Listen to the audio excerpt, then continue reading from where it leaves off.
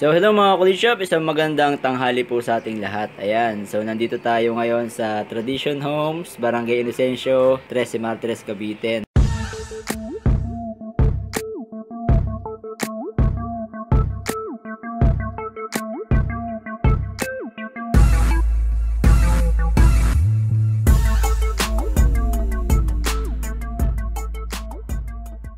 Kung saan dito ako nakapark di sa may harapan ng inuupahan naming bahay. Ayan. So hindi tayo makapag-park dun sa ating parking sa loob ng bahay natin dahil eto nga ginagawa pa po yung ating bahay. At pasensya na po kayo kung hindi tayo nakapag-vlog talaga, no, dahil nga yun, wala tayong mapwestuhan and then medyo busy dun sa mga gawain. Pero bago tayo magsimula, shoutout muna sa ating samahan ng subscriber, Sir Benedicto Jose Perry. So shoutout po sa inyo, sir. Maraming salamat po sa suporta nyo sa Kulishop. Naisipan ko lang mag-vlog during this day dahil mainit na panahon, talaga napakainit ng panahon ngayon. Mayroong nag-trending na video na nasunog na MUX, at yung nasunog na mga sasakyan dun sa NAIA Airport Parking. Ayan, so gagawa lang tayo ng video para sa mga paalala, para hindi ma-sacrifice yung sasakyan natin dito sa sobrang napakainit na panahon.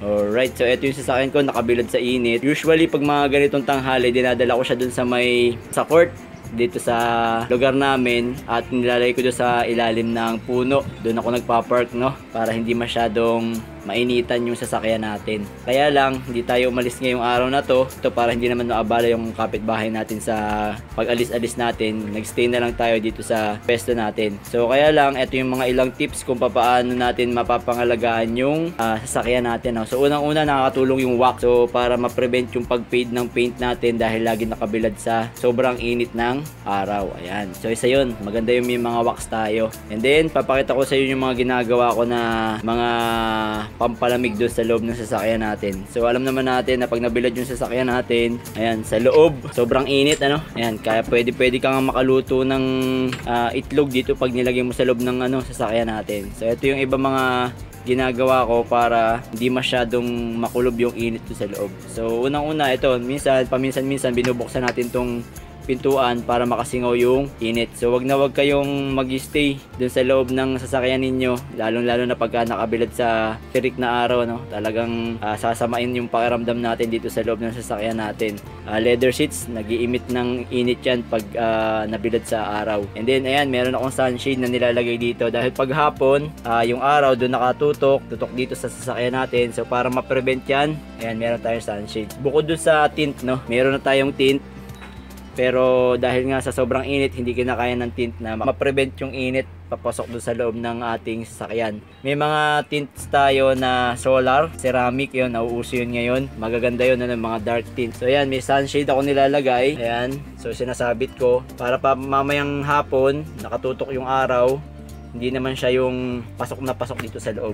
Ayan, kung mapapasin nyo, sobrang init, parang puwet na ng plancha to pagka hinawakan natin. Sobrang init. So iwasan natin guys na maglagay tayo ng mga bottled water, mga alcohol, perfume. Iwasan natin yan, yung mga aerosol spray. So iwasan natin yan dun sa loob ng ating sasakyan pag magbibilad tayo ng ating sasakyan. So kung mapapansin nyo, marami ako dati mga gamit, tinanggal ko muna dito sa ating sasakyan para if ever na mabilad siya ay hindi mag-expand yung mga chemicals tulad ng perfume, alcohol, bottled water, soft drinks or soda in can. Ayan, tsaka yung mga aerosol nga, mga paint, spray paint, spray net. Ayan, huwag natin iiwanan na isa sa mga cause or pwede maging cause na pagkasunog ng inyong sasakyan. Ayan, paminsan-minsan bubuksan ninyo para makasingaw yung init. So sa harap, ayan, nilalagyan ko ng cover, minsan karton, eto naman yun, carpet.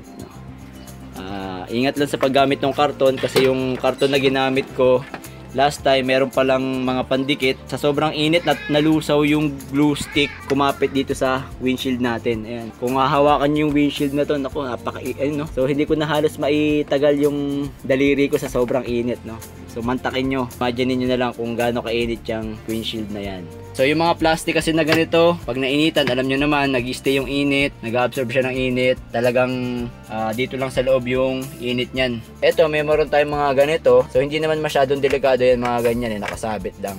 kahit papaano may moisture sa loob ng ating sasakyan, parang dehumidifier, no? Nape-prevent niya yung sobrang init sa loob ng ating sasakyan. Pero wag yung mga tulad ng mga alcohol na pwedeng magsiklab. Ito kasi mga ganito, nag-evaporate lang naman to, no? Wala siyang masyadong chemical reaction. So evaporation lang yan. Tatanong nyo ba't yung bottled water hindi pwede?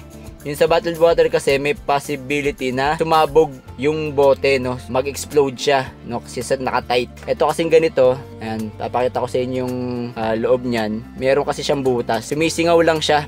Kaya kung mapapansin nyo, ayan, nilagyan ko siya ng butas para sumingaw siya. So hindi siya mag-explode. Tapos ito pa naman, glass, hindi na iipon yung pressure dito sa loob ng bote.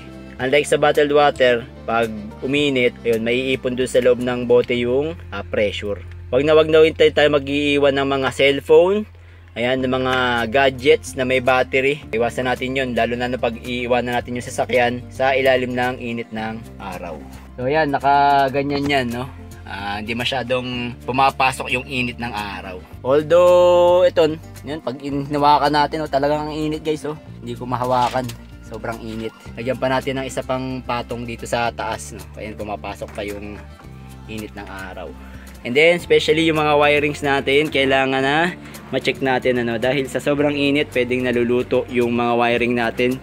May mga nagme-melt na part, no? Kasi medyo plastic lang naman din, hard plastic lang din naman yung nakapalibot yung sa wire natin. Sa sobrang bilad, may possibility na matunaw yung mga yan, kaya dapat atin siyang binabantayan, no? So kung meron kayong mga grounded na wires, ipagawa nyo na agad dahil sa sobrang init, maaaring mag short circuit yung inyong sasakyan, no? Lalo na pag nagdikit yan dahil nasunog na or nagmelt yung mga wires, magdikit siya, may possibility na masunog ang inyong sasakyan. Ayan. Yun yung mga ilang tips natin, no? At ito nga, pag meron kayong mga ganito naman, ayan, mas maganda na ibababa natin ng kaunti yung ating bintana. So mamaya ibababa ko to ng konti para makakasingaw naman yung init nakakalabas. At yun, pag nabilad siya, wag agad kayo sumakay sa loob ng sasakyan natin.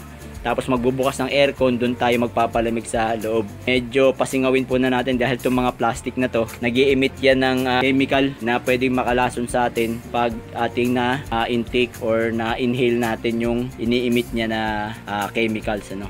Yan, o vapors. So dapat pinapasingaw muna natin. Yun.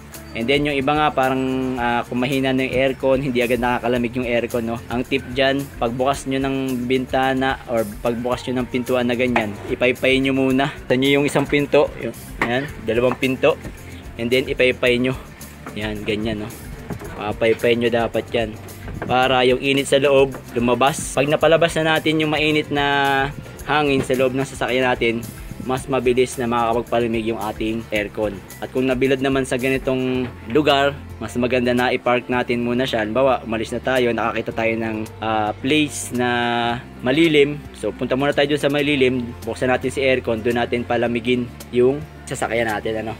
Huwag nyong parang pilitin na ipalamigin yung aircon or yung hangin sa loob, sana nakabilad pa rin sa araw. Kung iisipin natin, yung mainit na hangin, hihigupin ng aircon natin at kumbaga magpapalabas siya ng malamig na hangin, medyo mahihirapan. So para matulungan din natin yung ating aircon system na makapagpalamig agad, dalhin natin sa malilim na lugar yung ating sakyan. At saka nga, paypay. Yan, paypayin natin na ganyan. Mas mabilis na labas yung init ng ating sasakyan galing sa loob. So yun nga lang, pag may siwang, mabilis na dumumi yung loob ng sasakyan natin, no? Pero madali lang naman magpalinis. Ang mahirap yung ma-compromise yung health ninyo dahil makakalanghap or makakasagap kayo ng vapor mula doon sa mga plastic sa mainit na loob ng sasakyan natin. Itong ang cellphone ko, nandito ko sa lilim, umiinit na. What more pa kung maiwanan natin doon sa loob ng sasakyan. Yun. Yung sasakyan natin ma-compromise din natin dahil sobrang init niya, mabilis lumutong yung mga interior, yung mga carpets, seats natin, as well as yung mga wirings. Tayo na rin yung mag-aalaga sa sasakyan natin, ano, kahit pa paano. Kuha lang kayo ng magandang tint, sunshade or sunshield, tapos ito, karton or kahit anong pwedeng pantakip. Ito kasi yung pinaka-exposed sa lahat ng part, no, sa init. Then maliban na lang dun sa pag mababa na yung araw, ayun, nakatutok dun sa ibang sides. Yung bottled water din pala guys, yung parang nagmamagnifying glass tayo, no. Yun, isa rin sa mga cause kung bakit nakakasira ng or nakakasunog ng sasakyan natin dahil yung bottled water, minsan pag tumama yung araw dun sa bottled water, nagkakaroon ng parang effect sa magnifying glass na nasusunog yung pwedeng matamaan ng matalas na sinag ng araw, no? Yun, so maglalagay din pala tayo ng protectant dun sa ating plastic, ano, yung ating Microtex Sun Shield, yun ang ginagamit ating pam protect dito sa mga ganito para hindi lumutong, hindi masira agad.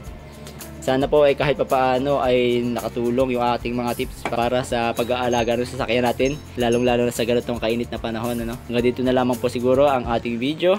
Alright, so sana po minibag na naman akong kapakipakinabang sa araw na ito, at sa mga hindi pa po nakasubscribe, subscribe lang tayo sa Kulit Shop, ang shop na makulit pero walang physical shop.